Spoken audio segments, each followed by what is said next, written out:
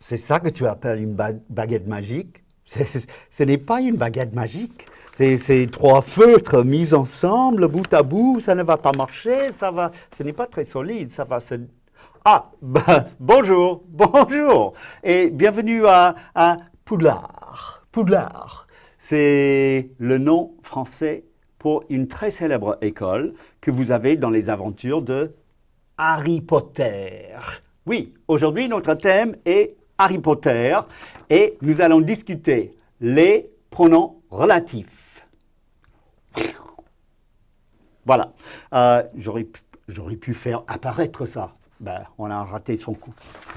Alors, donc, avec les pronoms relatifs, vous prenez deux phrases très simples et vous les mettez ensemble à l'emploi de ce pronom qui relie les deux parties de la phrase. Exactement comme je relie ces deux feutres ensemble pour faire une baguette magique. Bon. Alors, à ma droite, à votre gauche, droite, gauche, qui sait, vous voyez des paires de phrases que nous allons mettre ensemble à l'emploi des pronoms relatifs. Regardez la première paire de phrases. Vous avez Harry Potter, élève à Poudlard. Poudlard est le nom français pour Hogwarts. Bien, alors, dans ces deux petites phrases, vous avez un élément qui est répété, qui paraît deux fois dans les deux phrases. Il n'est pas nécessaire toujours de répéter les mêmes mots. On peut remplacer le mot par un pronom relatif et on peut créer une nouvelle phrase. Ce n'est pas exactement de la magie, mais ça marche, comme vous allez voir. Alors, quel est l'élément répété dans ma première paire de phrases? Eh bien, c'est le mot Poudlard. Alors, voici la phrase que nous pouvons écrire. Alors, Harry Potter, on voit bien, Harry Potter est élève à Poudlard. Et nous remplaçons le sujet de la deuxième phrase. Donc, nous utilisons le pronom relatif qui remplace un sujet et c'est le mot qui. Harry Potter est élève à Poudlard qui est le nom français pour Hogwarts. Voilà. Donc, nous avons analysé la deuxième phrase, Poudlard est le sujet. Donc, nous avons choisi qui.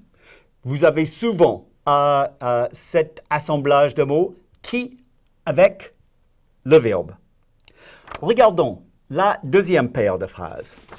L'oncle et la tante de Harry n'aiment pas les pouvoirs magiques. Harry possède des pouvoirs magiques. L'élément répété, c'est pouvoir magique. Cette fois, pouvoir magique est l'objet direct dans la deuxième phrase. Pour remplacer un objet direct par un pronom relatif, nous utilisons non pas qui, mais que. Voici la phrase. L'oncle et la tante, ils sont vraiment méchants, n'est-ce pas? L'oncle et la tante n'aiment pas les pouvoirs magiques. Maintenant, c'est le temps pour notre pronom relatif que Harry possède.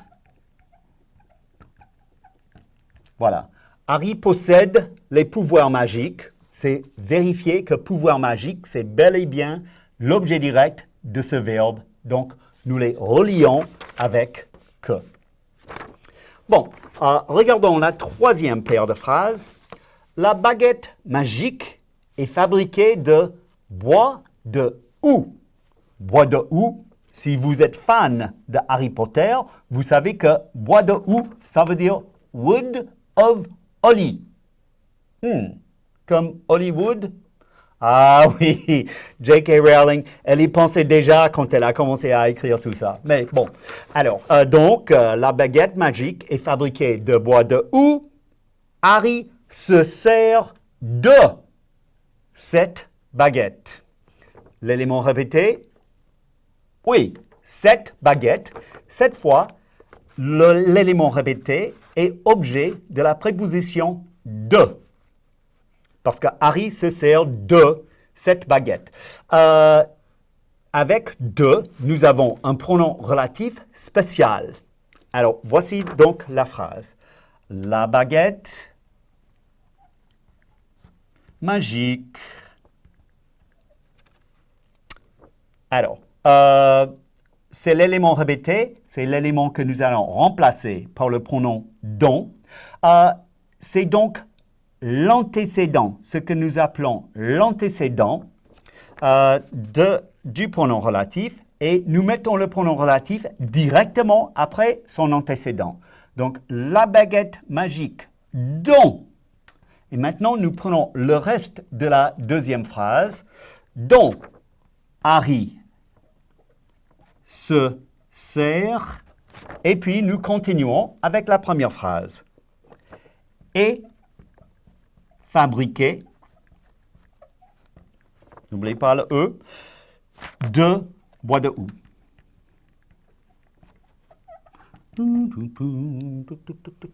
Bon, la baguette magique dont Harry se sert est fabriquée de bois de houx. C'est parfait. J'adore ma phrase. Donc, dont remplace de plus l'objet de la préposition de.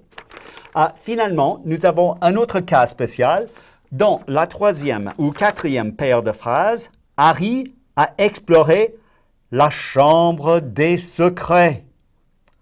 Un monstre gigantesque habite dans la chambre. Quel est le rapport entre les deux phrases? Nous avons évidemment la chambre qui est répétée deux fois, mais quelle est la fonction de la chambre dans la deuxième phrase? Dans la chambre, c'est un endroit. It's a place where something happened. Donc, nous utilisons le pronom relatif où. Où, ça veut dire where, n'est-ce pas? Donc, très facile. Harry a exploré la chambre de secret où un monstre gigantesque habite. Voilà. Donc, où remplace un rapport de lieu, un endroit.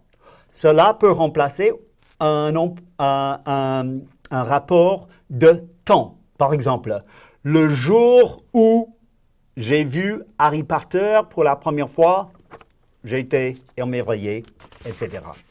Bien, j'espère que vous avez apprécié cette petite introduction